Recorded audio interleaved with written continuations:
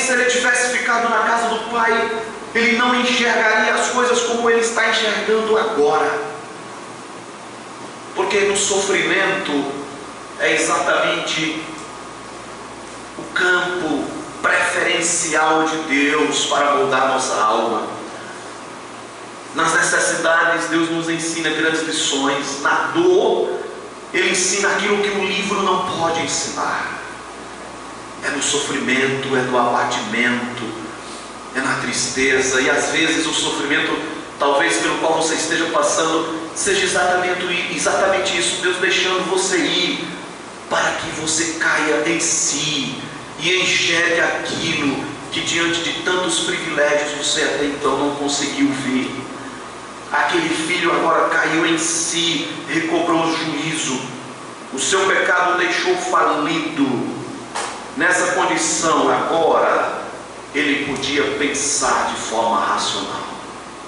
Ele podia sentar sozinho, olhar os porcos comendo, lembrar da casa do pai e começar a valorizar aquilo que ele tanto desprezou.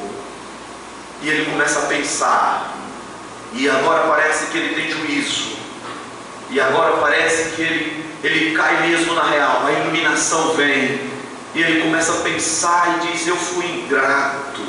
Ele começa a enxergar seu coração, ele começa a ver seu pecado. O que foi que eu fiz?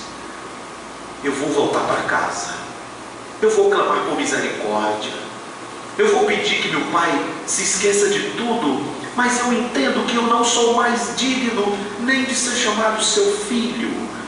Então, me trate pelo menos como um dos seus trabalhadores, me aceite de novo no seu âmbito de segurança e me permita fazer alguma coisa para corrigir os meus erros. Ele considera tudo isso no coração.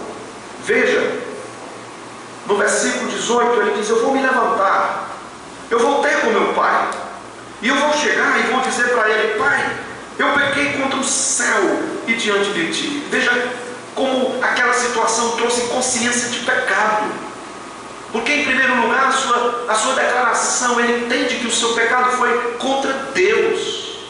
Ele não diz: pai, eu pequei contra o Senhor. Ele diz: pai, eu pequei contra o céu, que é o trono de Deus, e diante de ti. Todo pecado é contra Deus. O primeiro sinal de que o arrependimento é verdadeiro é quando você está triste, não porque alguém descobriu o seu pecado. É quando você está triste, não simplesmente pelo pecado em si, mas é quando você está triste porque você ofendeu alguém que você ama, Deus. Pecado seu, primeiramente, foi contra Deus. Quando se mata uma pessoa, pecou contra Deus, porque Ele é a vida.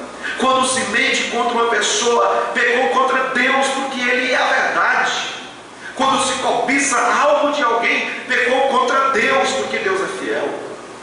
Pecado é contra Deus, e o verdadeiro arrependimento traz tristeza por ter quebrado a lei do Senhor, por ter ofendido a santidade do Senhor, por ter entristecido o coração do Pai. Então esse filho pensa agora, ele cai na real, e ele começa agora a considerar exatamente o que ele vai fazer. E aqui eu tenho a minha terceira e última observação: o amor de um pai sempre pronto a restaurar. Esta cena aqui agora retrata de modo muito claro o amor de Deus. Ele diz: eu vou até o meu pai, e eu já sei tudo o que eu vou dizer para o meu pai. Ele prepara o coração, ele prepara o discurso, a humilhação que era necessária. E diz no verso 20 que ele sai correndo, levanta-se e foi para o seu pai, e é como se o pai já estivesse esperando. É como se todos os dias o pai acordasse e fosse até a porta de casa e ficasse olhando ao longe o campo, sonhando com a volta do seu filho.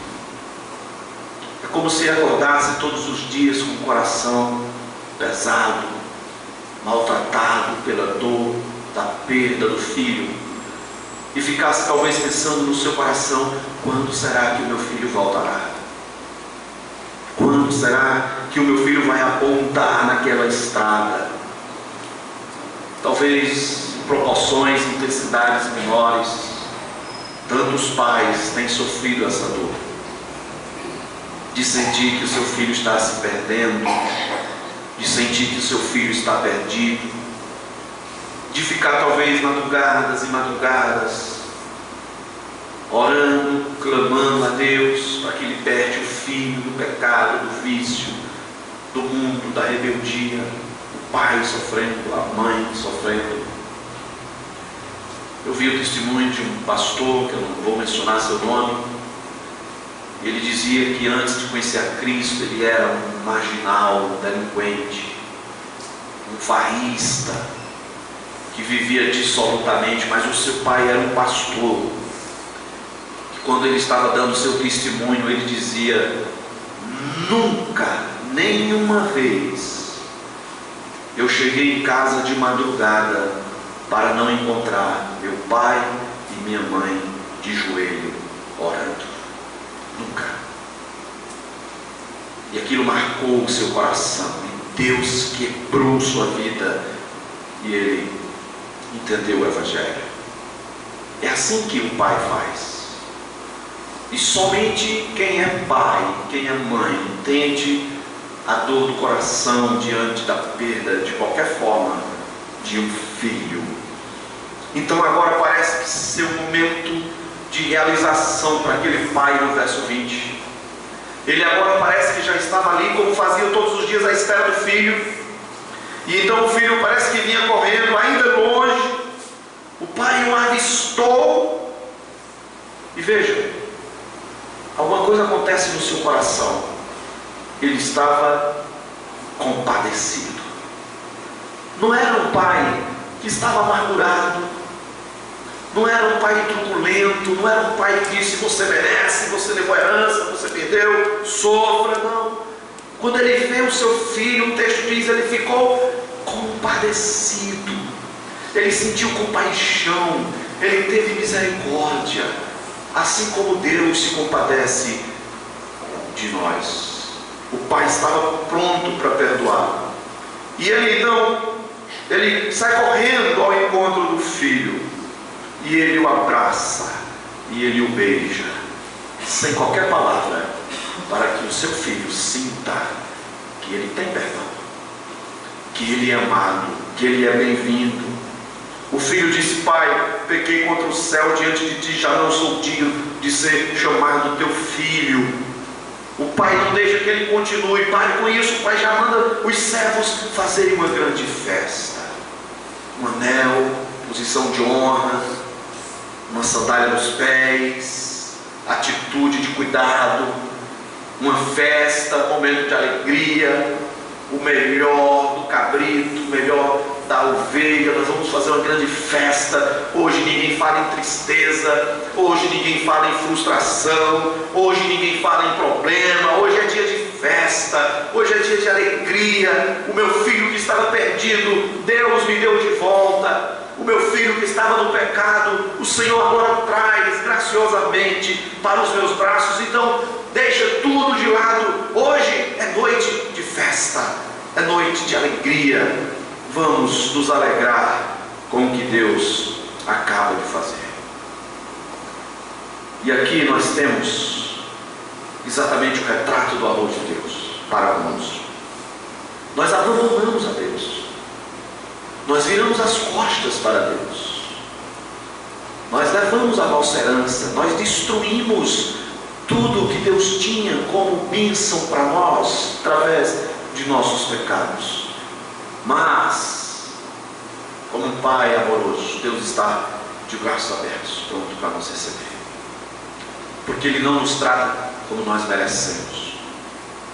O salário do pecado é a morte, mas o dom gratuito de Deus é a vida eterna em Cristo Jesus, nosso Senhor. Eu quero que você saiba que não há nenhum pecado que Deus não possa perdoar. Mas a declaração do Filho do verso 21 é uma declaração de algo que Deus fez na vida dele no sofrimento, na dor e na solidão. Então nós temos aqui o reconhecimento de um filho que caiu no pecado, e encontramos agora elementos de um verdadeiro arrependimento. Olha aqui para mim e vamos concluir. Na sua declaração do verso 21, nós encontramos agora um homem com consciência de pecado, tristeza pelo pecado, confissão de pecado e vergonha do pecado. O verdadeiro arrependimento produz isso. Do verso 22 ao verso 32, o pai faz a festa, o pai perdoa, o pai está feliz, reúne os amigos, traz os servos, dá uma posição de honra novamente ao seu filho, sem nenhuma palavra de repreensão. O filho mais velho, que representa a religiosidade vazia de um coração sem Deus, não enxerga seu pecado, não compartilha da alegria do pai e não se alegra com a volta do seu irmão. Veja que atitude triste. Depois do argumento todo que eu tenho trabalhado tantos anos, tenho sido fiel, o Senhor nunca fez uma festa. O versículo 30 diz: vindo porém esse teu filho.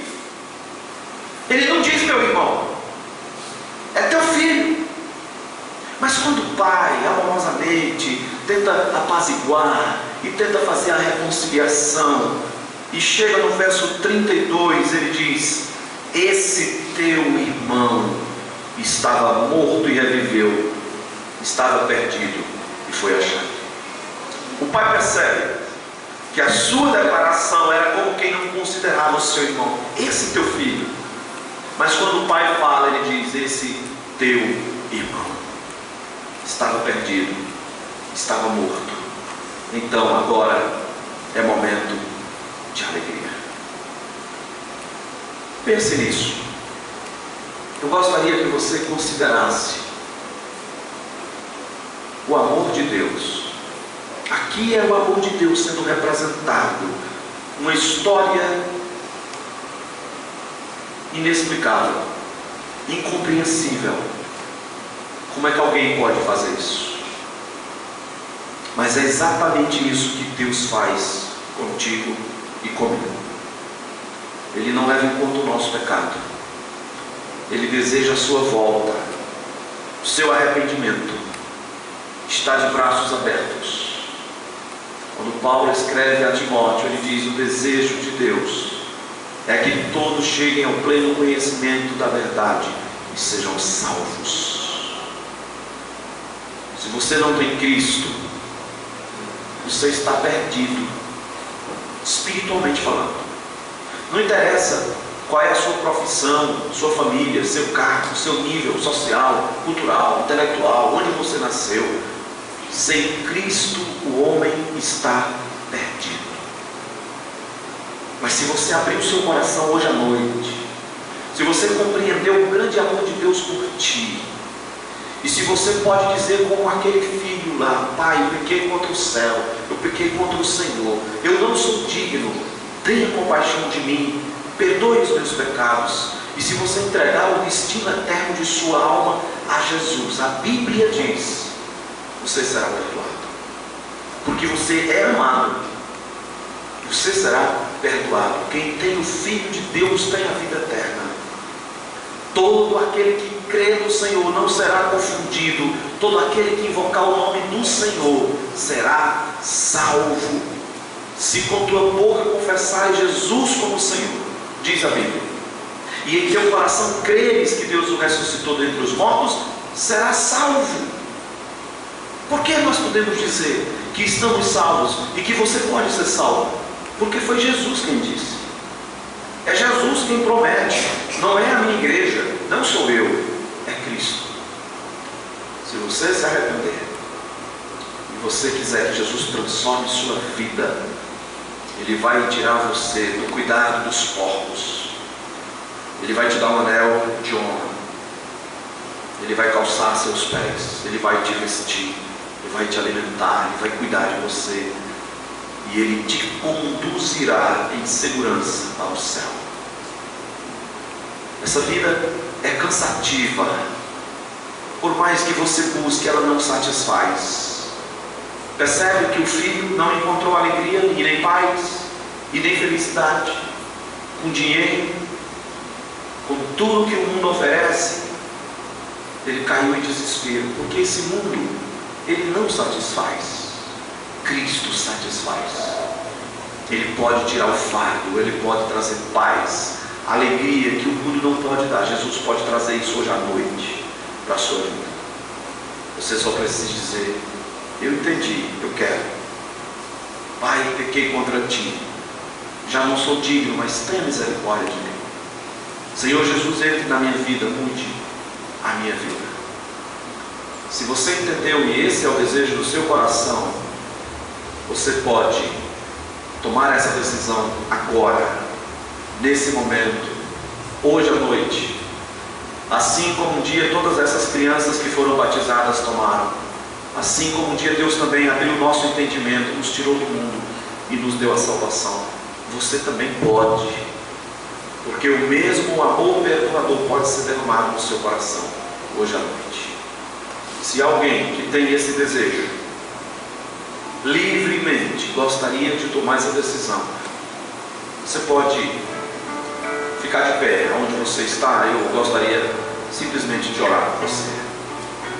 Se você entende que pecou, se sente perdido, o mundo está cansado, você entende que precisa de Jesus, se é esse o sentimento que Deus está colocando no seu coração agora, você pode receber Jesus ficando de pé onde você está. Eu quero orar por você. Nós ainda ficamos à disposição para, se você desejar, conversar conosco no final do nosso culto. Querido Pai, obrigado por nos receber de braços abertos. Obrigado pelo perdão. Obrigado pela sua compaixão. Agradecemos pelo seu amor e por Cristo nosso Salvador. Amém. Nós vamos ter nesse momento a realização da ceia do Senhor.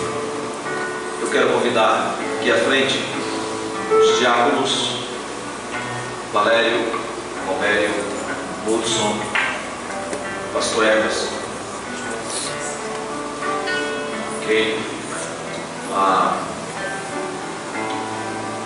O que nós vamos realizar aqui é a outra ordenança de Cristo para a sua igreja. Primeiro foi o batismo, a ceia do Senhor. Nós temos aqui pão, suco de uva, que representam o corpo de Cristo e o sangue de Cristo. E é um momento para a gente relembrar aquilo que Jesus fez por nós na cruz do Calvário. Então, nós vamos distribuir. Os diáconos estarão distribuindo os elementos, enquanto você tem o seu momento pessoal com Deus, de oração no seu coração.